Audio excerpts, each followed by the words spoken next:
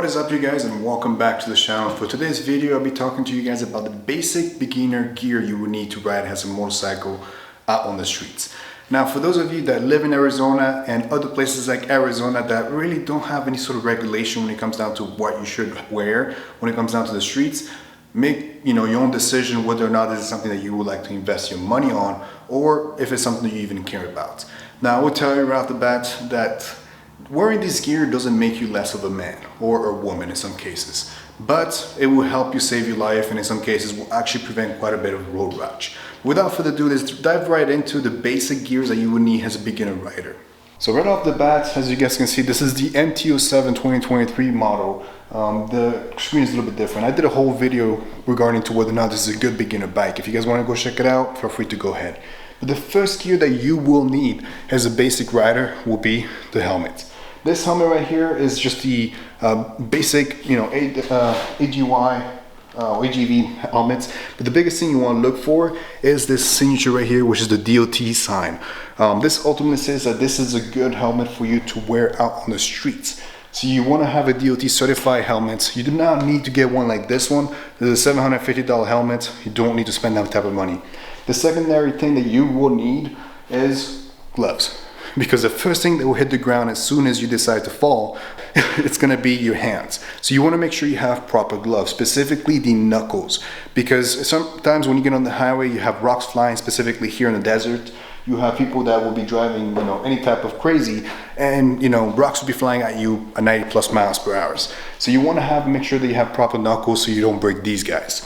The secondary thing that is very optional, but I highly recommend, is going to be the different type of jackets. Now, this is the very basic jacket. You also have a couple more right here. I will go over every single one of them and the difference between them. But those three things right here are pretty much the very basic. The last couple of things that you may or may not decide to get, and honestly some of it is actually very cheap, is going to be motorcycle boots. So there's two types of motorcycle boots you guys can decide to get. You will have the traditional hiking boots, so you guys can just buy at Walmart for like $20-$30 and just decide to wear whenever you want, whether that is for fashion or whatnot. Those are not 100% secure, but it can prevent from you to, scratch your toe or whatever else. The other type of boots you guys can get is these type of boots right here. These are basic rider boots. They don't go as high as the knee. These are a little bit easier on you. They just cover the ankle area. And at the end of the day, they actually are just about the same as any other traditional boots. But they will cost you about $89 to $150 on average. So it really comes down to whether you want to wear hiking boots or you want to wear these guys. Usually these guys have a metal plates on the side, so whenever you decide to fall, whenever you fall in general, you will be protected in that general area. You don't have to worry about losing a toe. Third and final boots that you guys can possibly get is going to be these bad boys. Now, these guys right here are about $500. These guys are mostly used on the track. As you guys can see, those guys that pretty much ride on the track will be riding with these guys. These are not very comfortable to walk in. As you guys can see, it has a specific angle.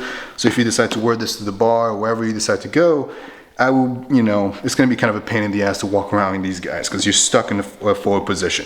Now, as you guys can see, you have a metal plate right here, and you do have metal plates in the rear in case for whatever reason, you get very close to the ground, or, some worst case scenario, you fall. But these guys are amazing boots. Just not as comfortable as the one I'm currently wearing that you can wear anywhere you want, whether it's a mall, store, wherever you decide to go. Going back into other things like the jackets, I'm going to break down the three different type of jackets that I have here. This one right here, which is just a basic leather jacket, doesn't have any sort of protection except for the fact that it's leather.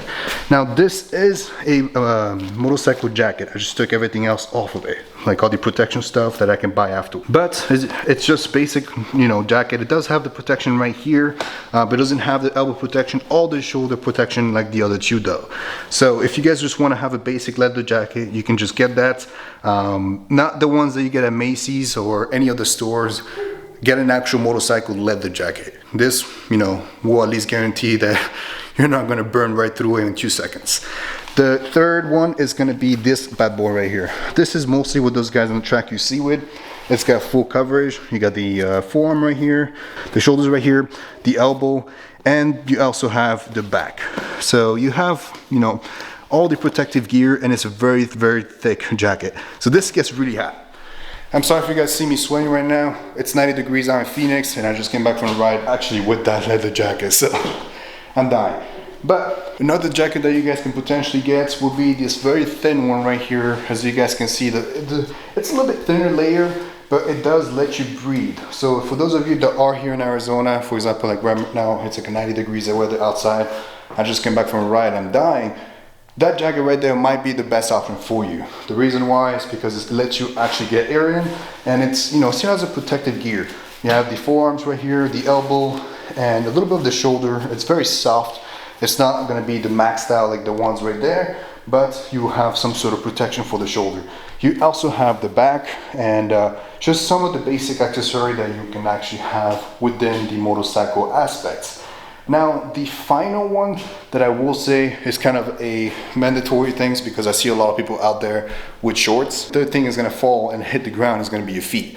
And honestly, if you get wearing shorts, you're going to just have your legs completely burned up. I don't know about you, but I have nice legs. So I would recommend either you wear jeans like mine, just regular jeans. They're not going to do very much. They're still going to get caught up and burn through and things like that, but they provide some sort of protection. The other one will be actually getting motorcycle jeans. These guys are very thick, as you guys can see. They're not the cheapest either. They're about $150, $200, but they provide coverage for your ass. They provide coverage for your knees, and pretty much just where the main things are going to be touching the ground with, which is either you're going to hit your knees on the ground or you're going to just slide right on your ass. The key to actually falling is you want to slide. You don't want to just stay put, because chances are if you stay put and just hit the ground and just flat out stop, you're going to burn. You're going to burn very much. If you slide, you have a higher chance of, you know, not getting super burned. Especially with those guys, the goal of all these things is friction, and it allows for you to just kind of slide and, you know, hopefully get to safety in most cases. These guys right here, you just kind of rotate and just flip and turn and whatnot, and all this is going to get shredded to pieces. But those guys right there will allow for you to hit the ground and slide out, and that will actually, in some cases, save your life. The final one, which is very optional for most people, will be the actual backpack. Now, I have a basic military backpack here. It's a pretty large backpack. It allows for me to just put whatever I want in it. You're not required to have that, but I would recommend for you to consider buying that, or at least have some sort of backpack with you all the time, especially if you want to carry things with you. Alright guys, so that does it for us today. If you guys enjoyed this video, don't forget to hit the thumbs up and hit the subscribe icon for more. If you guys have any questions at all, don't forget to hit me up.